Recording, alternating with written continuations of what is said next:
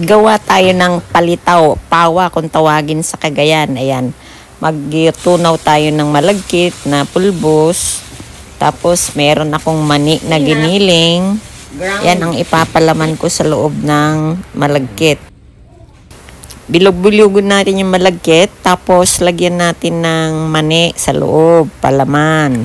Ubusin natin lahat yun, mga ginawa natin na malagkit, yung 1/4, bilugin natin lahat yun, lagyan ng palaman. Tapos, lagyan natin lahat at magpakulo na tayo ng tubig. Paghanda na, ayan, pagkahanda na yan, kumukulo na yan, ilagay na natin isa-isa sa loob ng tubig. Ayan, hayaan na lang natin na kumulo ng kumulo yung tubig na yun at kasama yung ating inilagay na mga malagkit na may palaman. At tapos pag lumitaw na yan,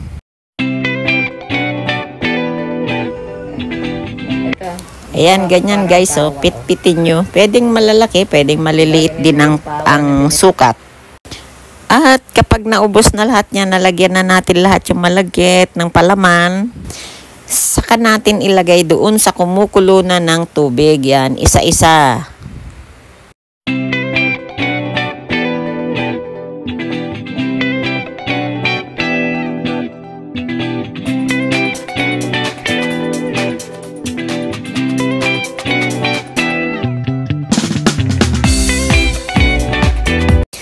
Ayan guys, kumukulo na. Kapag lumitaw na yan, ibig sabihin, luto na yan. Parang palitaw baga, kaya lang hindi ito palitaw.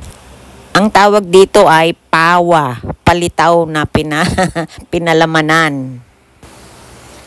Ayan guys, sarap. So, tikman na natin. Yummy, yummy.